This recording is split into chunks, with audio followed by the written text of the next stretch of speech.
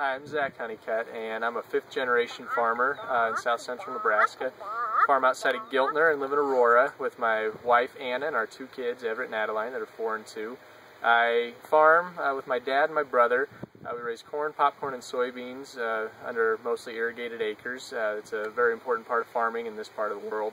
And I hope to show you a little bit about what life's like on our farm, and hope we can share a little bit of our story with you.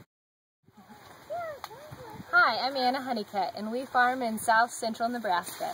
I farm with my husband and 2 kids, Everett, who's 4, and Adeline is 2. I grew up on a farm in southwest Nebraska by McCook, and my dad has cattle, and he's a 5th-generation farmer and rancher out there. He has also wheat, beans, and corn. I actually stay home with the 2 kids most of the time, except for the meals out to Zach at the farm, and a few other odds and ends jobs right now. I also sell Pampered Chef and make boutique hair clips on the side. So we get a little bit of the farming, and we live in town in Aurora, and get to experience some town life along with farm life together. I'm Everett, and I'm Adeline. We are farm kids. My name's Everett, and I'm going to talk about the farm.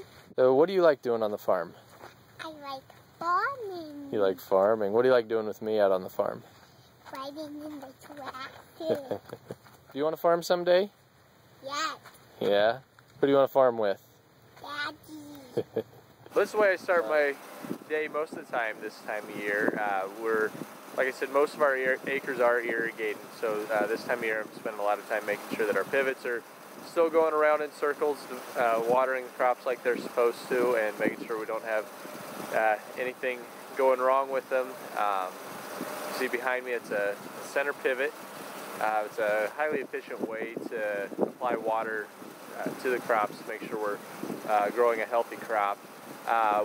It's a pretty necessary part of our part of farming in this part of Nebraska. We don't get a lot of rainfall annually, and this year we're at about half of our average annual rainfall. So between that and 102 temperature forecasted today, it's pretty important that we make sure that these are working as well as they can. So we're taking care of our crops, and we're also working hard to manage our water and our soil well. Behind me here is our shop. This is where we spend a whole lot of our time throughout the year. It's sort of our base of operations, where we usually meet up in the morning.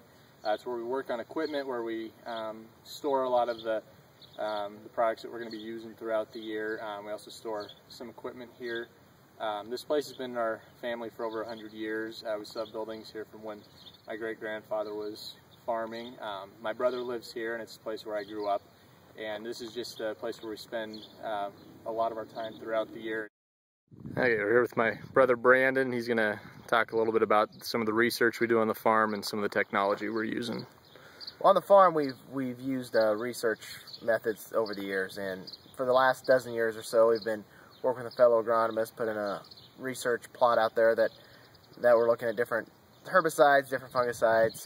Not only that, but we also do research with UNL and Pioneer, based all sorts of different things, from fertilizer usage to planting populations to other treatments that we maybe can use out in the field to help enhance yield. Try to stay on the cutting edge of technology. I mean, what kind of stuff do you make sure we utilize on the farm, and where do you see a little bit of that going? Well, we were one of the first ones in this area to utilize RTK technology, especially when we're in seed corn production. We were using some of the first ones using real yield monitors, making sure we were using the GPS signal on there for the yield monitoring purposes. Some things that we do are yield watermark sensors and different type of water technology, so we can more efficiently use our irrigation. Hi, Adeline. And we plant yellow soybeans. Yellow soybeans? What else do we raise? Yellow corn. Anything else?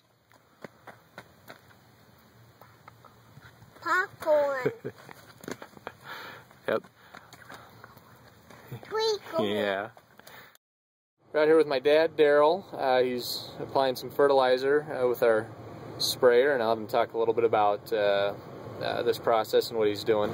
We're applying nitrogen to our corn crop.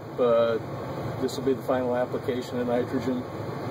We're doing it with a John Deere 4830 sprayer converted to put on fertilizer with drop nozzles. We're using auto steer, RTK accuracy. We're using auto swath, automatic rate controllers that controls the rate. We're doing it with a prescription that's written to vary the rate of the nitrogen through the field, depending on the need of the crop that was predetermined what we needed to apply. How has this changed since you were my age? You know, since you got started out farming. When I started, we were applying all our nitrogen on before we planted the crop. We didn't have a machine that was capable of going into the tall standing corn, and we didn't have the automatic rate controllers to control what we were putting on, plus the ability to record that information, which we now can do with this monitor. Behind me is one of our popcorn fields this year, and a pivot that's running right now to irrigate it. I really enjoy raising popcorn because it's something that's easy to connect with people with. You know, everybody eats popcorn. Everybody likes going to the movies and having popcorn, or at sporting events. And so it's a fun way to be able to connect with people about where their food comes from. Is something they can easily relate to. It looks real similar to regular corn, yellow corn when we're growing it. The ears and the kernels are a little bit different, and it harvests a little bit different. We have to be much more careful with it so we don't damage the kernels at all during the harvesting. But it's a fun crop to raise. It adds a little diversity to our farm, and it's just something we really enjoy. So that popcorn we grow, this is where it ends up.